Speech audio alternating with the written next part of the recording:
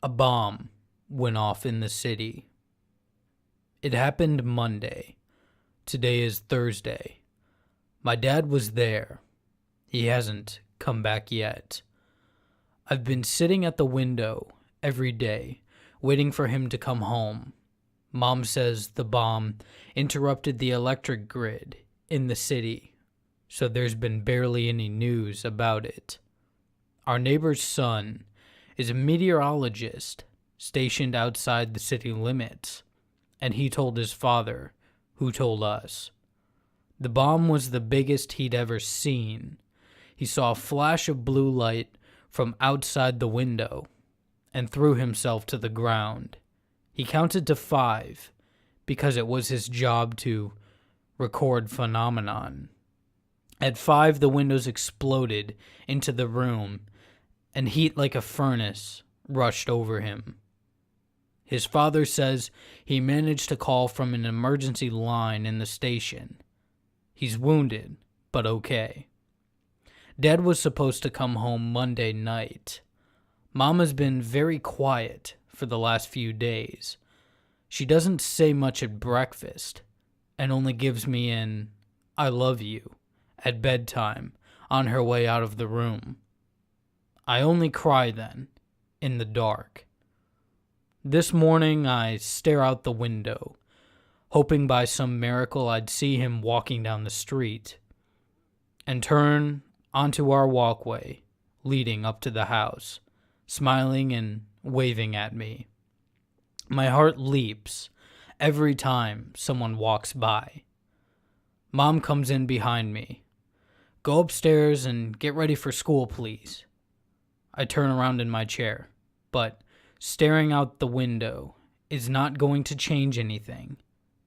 "Now go," she said. I leave the window, feeling as though he won't come home unless I was there watching for him. Every day it's gotten harder and harder to sit there at the window and watch.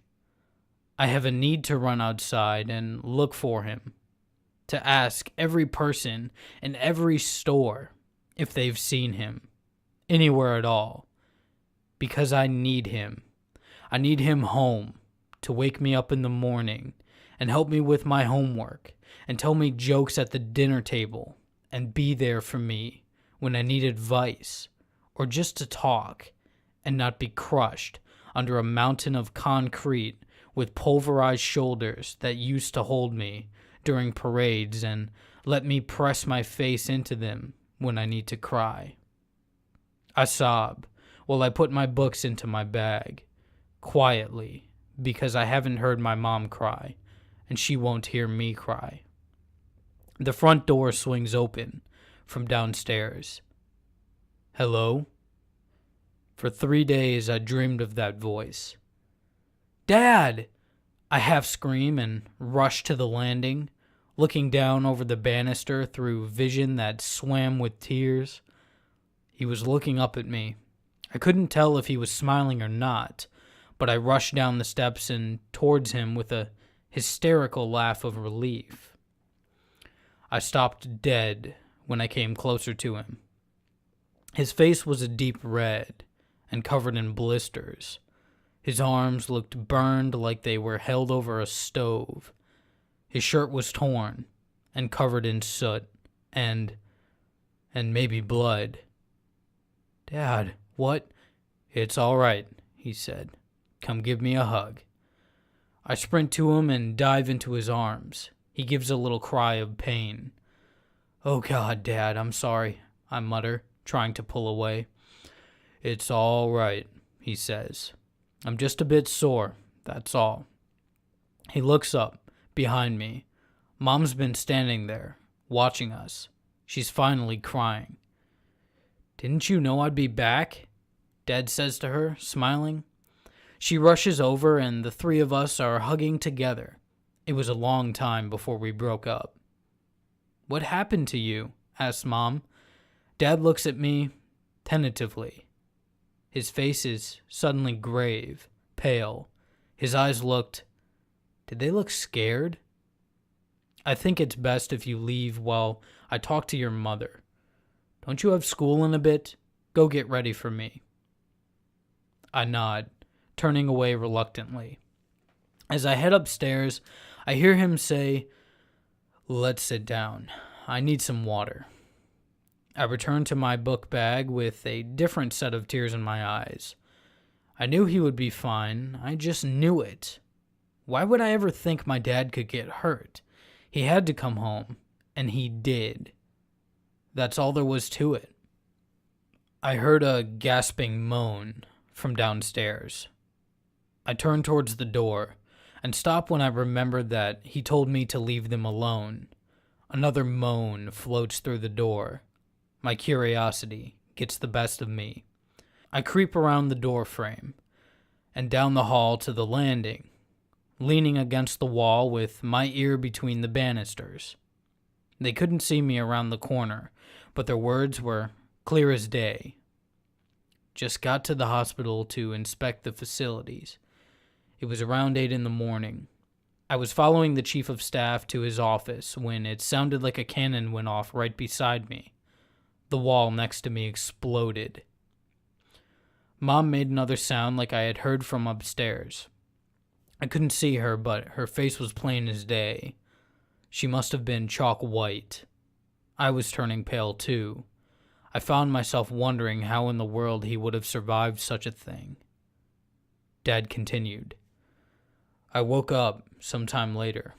I really have no idea how much later. It was pitch black where I was, and hot, deathly hot. I put my hands out and felt metal as hot as a grill. 3 walls of metal, and 1 of rock. I remember asking myself if I was dead, or captured, or something. I started scratching and clawing at the rock to get out. It looked like I was in some sort of enclosure, like a space just big enough for my body.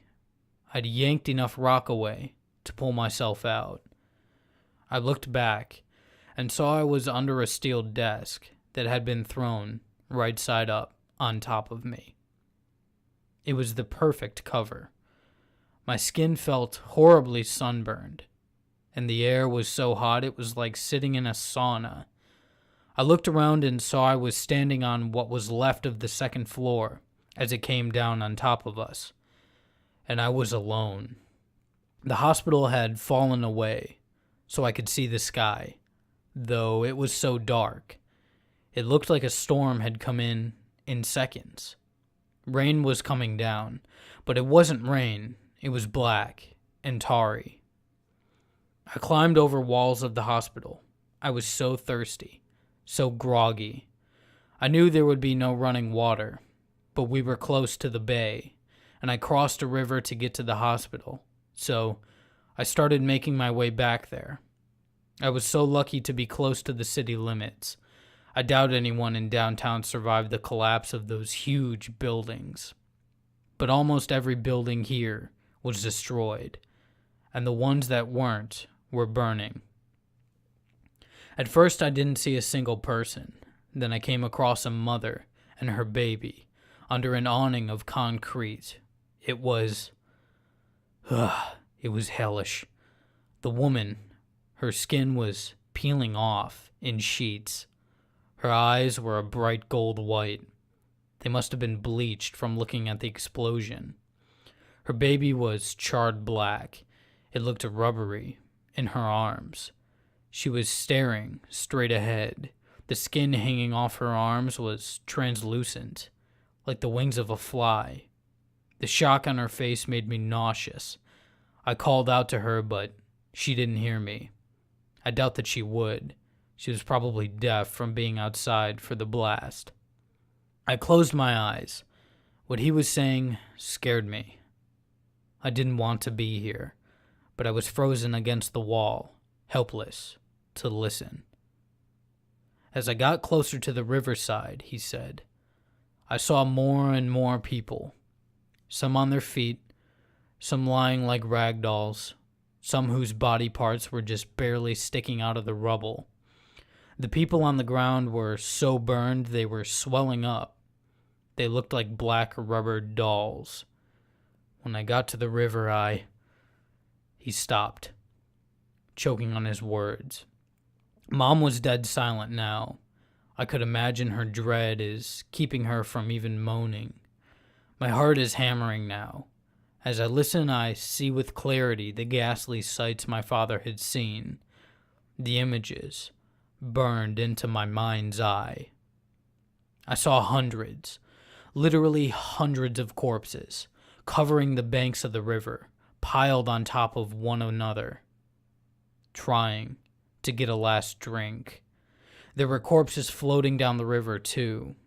I saw a woman pass who looked like she was wearing a long white cloth belt that was billowing out behind her. I got closer and realized it was her intestines, whitened by the water. On the other side of the river, there were these large mounds piled up against the ruined walls facing the explosion, and people were standing around them, pulling them apart. They were looking for their loved ones, inside mounds of human beings. I saw children there, on their knees, screaming into the mounds. "Daddy, are you there? Mommy, please come out." I stood there, behind the bodies, bordering the river like black and red sandbags, watching people float by, watching people dig into mountains of humans, watching people collapse where they stood, watching people with burst-out organs try and fit them back in, watching a man with eyes burned out of his head, as he asked, "Is anyone there? Please, kill me." I stood there under the gray sky, watching all this through smoke as black rain fell, and you know what I realized?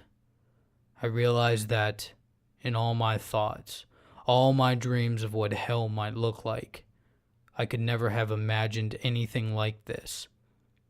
I guess I don't need to, though. Hell came to me. Hell came to Earth. I stood for a long, long time after that. My back was still against the wall. The grotesque images swam in front of me, as if at the end of a black tunnel. The woman writhing, the men pleading for death, the corpses grinning up at me as they floated by. My shirt peeled off the wall as I ran to the bathroom. I bolted to the toilet and promptly vomited into the basin. My eyes felt like they would burst under the pressure of my undisguised breakfast. The monsters I picture when I swing my closet door open or look under my bed from on top, expecting to see a set of dripping white teeth over two glaring red eyes. Those monsters are nothing now. Nothing compared to those horrors. These people, they're real. And the ones who caused them this, there couldn't be anything more evil in the world. I kneeled, dazed, over the bowl for minutes. I came out of it only when Mom knocked on the door and told me in a quiet voice that I would be late for school if I didn't hurry. 35 minutes later, I was sitting in class before the teacher came in. Before I had left the house, I hugged my dad, who had fallen asleep on the couch where he sat. His face looked very lined, very tired, under his blisters. He looked older. I hated thinking of him that way, but I couldn't stop myself. I came out of it slightly when the teacher came in at 11 o'clock, shushing the chattering class. He wrote the month and then 9th on the board before turning to us. "Kids," he said, "I know things have been scary these last couple days, but we all need to remember to keep calm, okay? It's especially important to obey your curfews and not to cause ruckus of any type. I'm talking, of course, about the incident that happened last night. It seemed someone had defaced the school sign outside. You may have seen it on your way in this morning. Now, I hope the perpetrator is not part of my class, but if he or she is, I ask that they come forward and confess. It doesn't have to be now, but it has to be today. I had seen the sign. The janitor was out there when we came in, scrubbing the sign. It was faint, but we could still see the word sucks underneath Nagaski Elementary School. Outside the windows, a blue light explodes across the sky.